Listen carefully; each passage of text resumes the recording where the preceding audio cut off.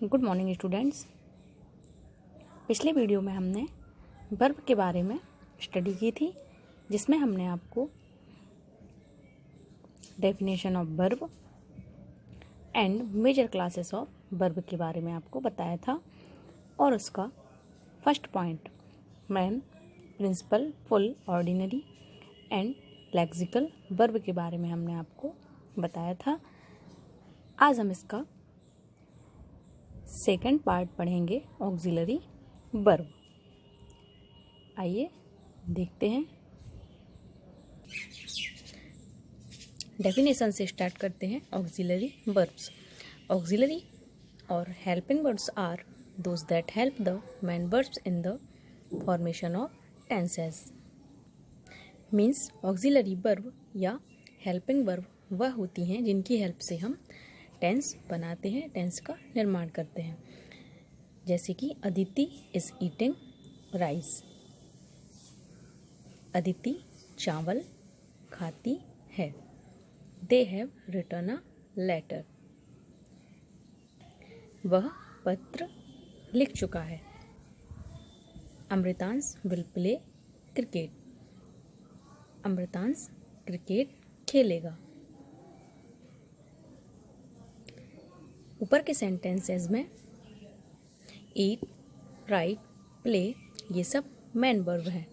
First sentence में is main verb ईट की present continuous tense के फॉर्मेशन में सहायता करता है, जबकि सेकंड टेंस में हैव मेन वर्ब राइट के प्रेजेंट परफेक्ट टेंस के फॉर्मेशन में तथा थर्ड सेंटेंस में विल मेन वर्ब प्ले के सिंपल फ्यूचर टेंस के फॉर्मेशन में सहायता करता है। इसलिए इज, हैव और विल ऑक्सिलरी वर्ब्स हैं। ऑक्सिलरी वर्ब की संख्या निश्चित होती है। मूलतः 12 ऑक्सिलरी वर्ब और इनका एक्सपेंशन 24 की संख्या तक होता है। इस टेबल के द्वारा हम अपना कॉन्सेप्ट क्लियर कर सकते हैं।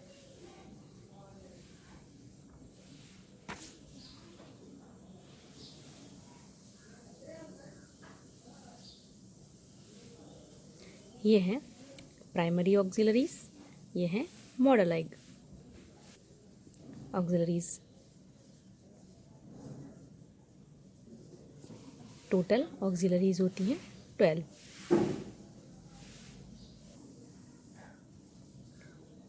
टेबल का अध्ययन करने के बाद हमें पता चलता है कि ऑक्सिलरी वर्ब्स ही दो प्रकार के होते हैं, primary auxiliaries and modal auxiliaries. First पढ़ते हैं प्राइमरी ऑक्सिलरीज। इसके अंतर्गत आते हैं verb to be, is, am, are, was और were। Verb to do, does और डिड। हैव के लिए हैव, हैज और हैड। मॉडल ऑक्सिलरीज के अंतर्गत आते हैं can, could, may, might, shall, should, will, would, must, ought to, need, used to और डेयर। ये कुछ पॉइंट्स हैं जिन्हें आप रीड कर सकते हैं।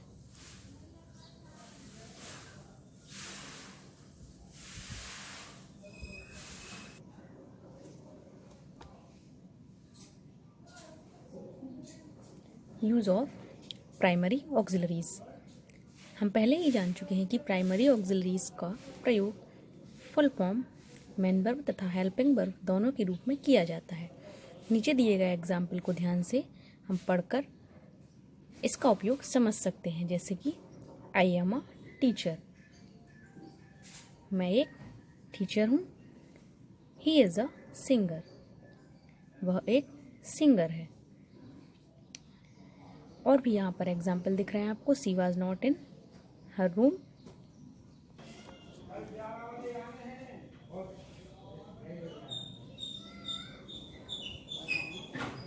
I do my work honestly. He did it to earn money. He has a car. We are students. They are farmers. They were laborious students. She does her work regularly. I have a computer. I had an elephant. In sentence में जो red colour से आपको words दिख रहे हैं वह full verb हैं। ना कि हेल्पिंग वर्ब। लेकिन जब ये वर्ब्स टेंस फॉर्मेशन में मैन वर्ब की सहायता करते हैं तब यह ऑक्सिलरीज बन जाते हैं। जैसे इस MR का प्रयोग प्रेजेंट कॉन्टिन्यूस टेंस के फॉर्मेशन में किया जाता है। जैसे I am teaching, we are reading, he is singing. यहाँ पर ऑक्सिलरी वर्ब क्या होगी? एम होगी। और मैन वर्ब क्या होगी? टीच होगी। यहाँ पर ऑक्सिलरी वर्ब क्या होगी? आर। और मैन वर्ब रीड। यहाँ पर auxiliaries is and main verb sing. Was और वेयर का प्रयोग पास्ट कॉन्टिन्यूस टेंस के फॉर्मेशन में किया जाता है। जैसे कि she was laughing, they were fighting. Auxiliaries होगी वाज, मैन वर्ब होगी लाफ, ऑक्सिलरी वर्ब होगी वेयर एंड मैन वर्ब होगी fight.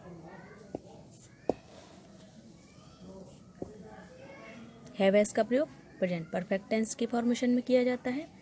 I have read the Ramayana, he has helped मी। यहाँ पर भी ऑक्सिलरी होगी हैव, मैन वर्ब होगी रीड। यहाँ पर ऑक्सिलरी वर्ब होगी हैज़, मैन वर्ब होगी हेल्प। हैड का प्रयोग पास्ट परफेक्ट के फॉर्मेशन के लिए किया जाता है। जैसे Shivam had completed his work by yesterday evening. The train had started before I reach the station. Present simple tense में नेगेटिव फॉर्मेशन के लिए डू डस का प्रयोग किया जाता है। डस का प्रयोग थर्ड पर्सन सिंगुलर सब्जेक्ट के साथ तथा शेष अन्य सब्जेक्ट के साथ do. He does not support me. यहाँ पर ऑक्सिलरी है डस एंड सपोर्ट मैन वर्ब है।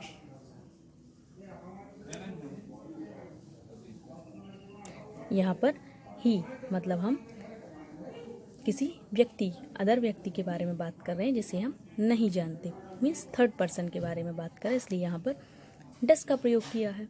सी डज नॉट रीड इंग्लिश। यहाँ पर भी हम लड़की के लिए वह का प्रयोग कर रहे हैं जिसे हम नहीं जानते, मतलब third person. I do not like spicy food.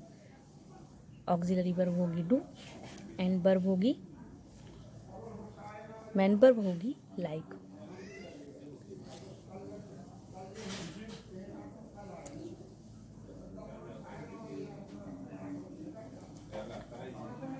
Third person को छोड़कर हम डू का प्रयोग करते हैं, तो इसलिए यहाँ पर आई, वी, यू और दे के साथ हमने डू का प्रयोग किया है। यहाँ पर हमारा वर्ब का चैप्टर ख़त्म होता है। नेक्स्ट वीडियो में अब हम ग्रामर की कुछ और चैप्टर का अध्ययन करेंगे। Thank you so much.